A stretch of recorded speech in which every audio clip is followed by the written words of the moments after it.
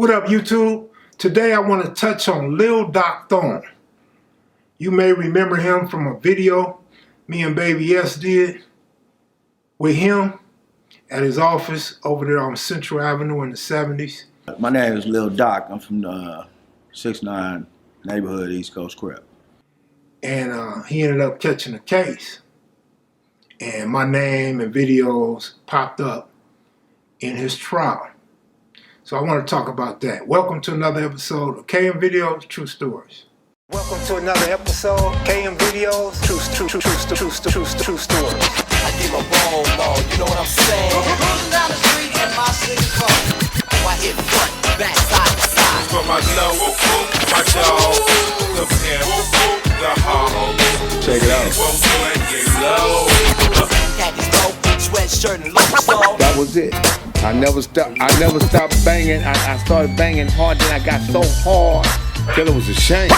Welcome to another episode of KM Videos, True Stories.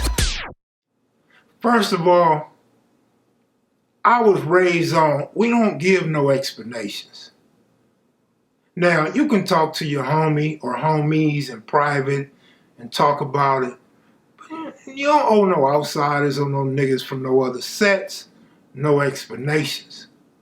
But since I just did a video talking about the current state of today's YouTube content, so now that three dudes whose name was popping on social media are gone, and they done wore out the content because they were so in a hurry to get a check, so in a hurry to jump on the bandwagon and start trending, chasing for clout, getting their new channel started, that they didn't realize they was going to run out of content until the trial starts. If there's a trial, then they'll probably start back up. But now, some of these dudes are in so deep. Some have such a deep-rooted hatred that now you got all these dudes talking about cold cases. I'm going to jump the gun and figure there's going to be some assholes and trolls and haters that's going to bring up this case. If I'm wrong, I'm wrong. I'm going to bring it up anyway because people have came on my channel and mentioned it on my live streams. So here's the deal. I met Lil Doc Thone back in the 90s in 6 Deuce Hood. 6 Deuce East Coast Hood on the east side. I later ran across Lil Doc when I was hanging out with the Q102s. Fast forward, I'm talking to Lala from 6 Deuce East Coast. Good dude, well-known dude, solid individual. And he puts me in contact with Lil Doc. And he asked or tells Lil Doc he should do an interview with me. Lil Doc seemed skeptical at the time. Then Lil Doc told me, call him, I'm calling him, and Lil Doc is getting fired and wired up with these stories. He wants to do the interview.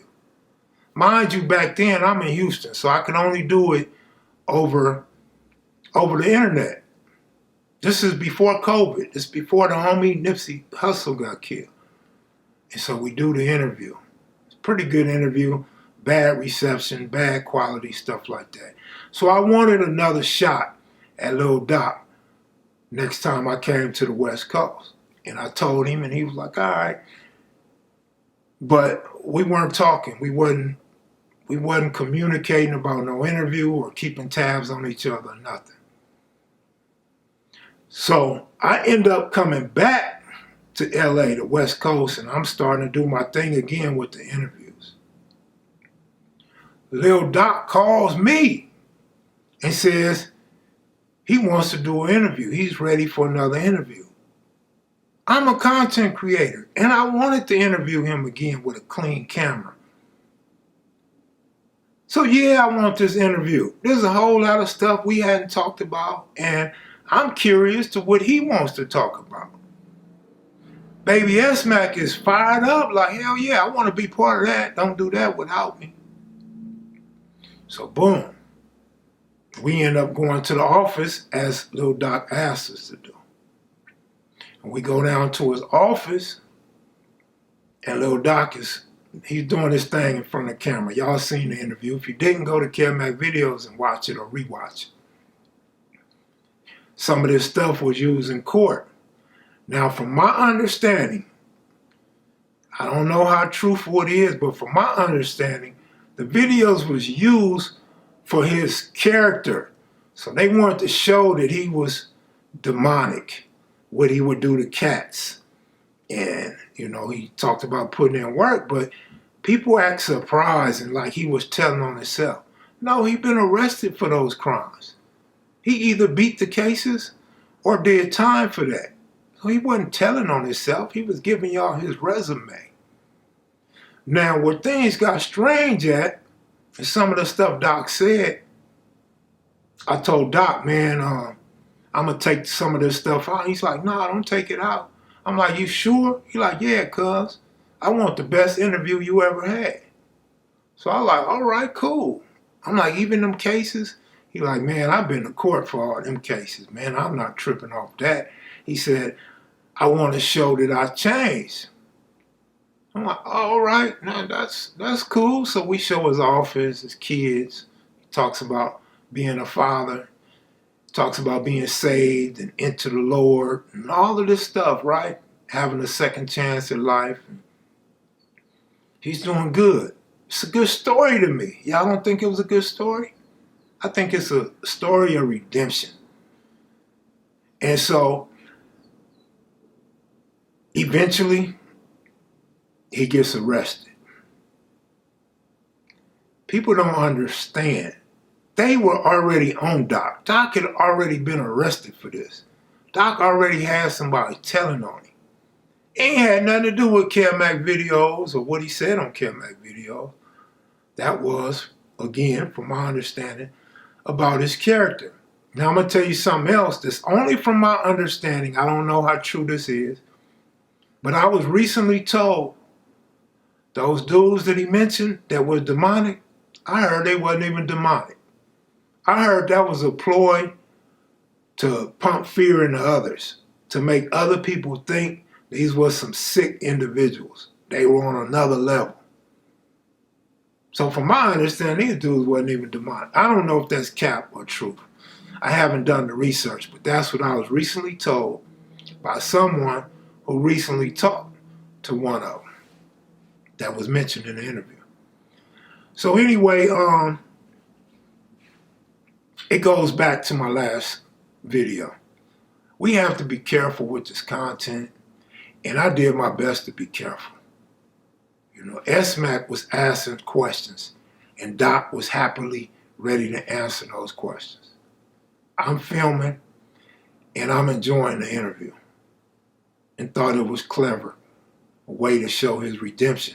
So anybody watching, whether you a killer, wannabe killer, you know what I mean, forced to go put in work, you can see that it's all right to change. It's all right to do good. It's all right to get the demonic behavior out of your life and the violence out of your life. And I don't really expect kids to watch these videos unless parents sit them down and say, watch this. Unless there's a teacher or a tutor that says, hey, watch this video. And I don't think it's many people that do that. Probably a little few. Only a few probably. Maybe. When I first started doing videos, I used to get a lot of people that said they did that.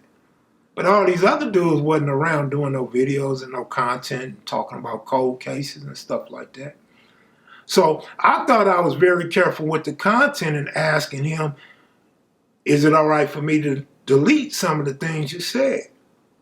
But he wanted that in there. Now I'm going to give you an opinion. I'm going to give you an educated guess that the whole time Doc wanted this interview to show his change in case he was arrested for this case, in case they were watching everything he was doing. I think Doc was trying to find a way out and get leniency. Do you find yourself learning stuff that you didn't learn by going over this with the kids? Yeah, exactly. Because I have to read it first before I can talk to them about it. Right. Like this, you know, I'll get into these books and show them about American government. because the American government is a system that it's really making us statistics. And once you learn that it's a system and they're the rich and they really looking at us from on high, in mansions and everything, do this gangbanging stuff. And they're gonna preserve their system. And they're gonna preserve their system and watch our system go down because they don't care. Mm-hmm. They rich. So they sit back and say, look at them down there killing each other over red and blue rags. This wasn't no new case, this newly discovered case. It wasn't based on the internet like this big Eureka, other than the alleged extortion of the weed dispensary. But even that was on YouTube. So we didn't lay out a case on nobody, and he didn't lay out a case on himself. You know what I mean? That stuff was already documented. He had already been arrested. They already had the AK. They already had the informant. You know what I mean? So when it comes to this other case, I'm not going to say dude's name, but this one particular dude, he was laying everything out. He was self-snitching. He was telling on himself on open cases and cases within the last few years. He was talking about being the jacker. He was talking about getting the money and not getting none from it. He was the one talking about he was there when this murder happened and that murder happened. Totally different, unless you just want to lump us all together. But my whole point of this is, y'all already know that this content can be used in court. You already know this content can help aid an arrest. You guys already know the police, the FBI are watching all of this content. So you have to be careful in what you talk about. You have to draw a line. Just like when you gangbang, you knew there were certain things you could say or do and not. You knew the boundaries within different sets, that it could be a problem if you cross over in this hood or that hood. You knew the alliances. So you guys are not dumb or stupid, for those of you that really gangbang back in the day. Because if you gangbang in this new era, you don't really know what it was like back in the day, because there's no unity, there's no mandatory meetings, there's no hierarchy, there's no setting rules, there's no busting people's heads over if you find out they rats. Shit changed around 92, the peace treaty. A lot of stuff changed, and people don't want to believe that, but it's true. Because you had college kids, you had dudes that could never make it on the set. Now was part of the set all over, from Compton to DeWardy, all over, man. That whole Southern California boundaries. I'm not talking about Dago or Oceanside. I'm talking about from Pomona to Venice, from San Pedro to Pasadena, stuff like that. It changed, homie. It changed. The fraternizing changed, the hanging out changed, the loyalty changed. And I'm not saying nobody should remain loyal to no set, no rag, no color rag, none of that. Because now everybody can clearly see the politics changed, the rules changed, the whole entire game changed, even technology. Be careful with your content, man. You got dudes spooked. You got dudes now that have to worry about you or your people who you hang with and talk to on the phone and get your information from, setting them up and getting them in trouble. Hey, I'm out of here, y'all, man. I know y'all like to leave comments on other people's videos about that's the realest shit ever and you a real nigga, that's why I watch your channel. Hey, I don't have to keep a muzzle on my mouth all my life. Everybody has an opinion. I got one too. So I just want to say to all the youths that's out there, don't never give up on your dreams and goals. And don't ever think God don't have a plan for you to use you. Don't give up on God, because God is always working in your life, even when you think he ain't there working. I'm out of here, y'all. Y'all take it easy, man. Enjoy the rest of your day. And Run these numbers up, man. It's the end of the month. I got to get my content up. I'm out of here, y'all. Peace.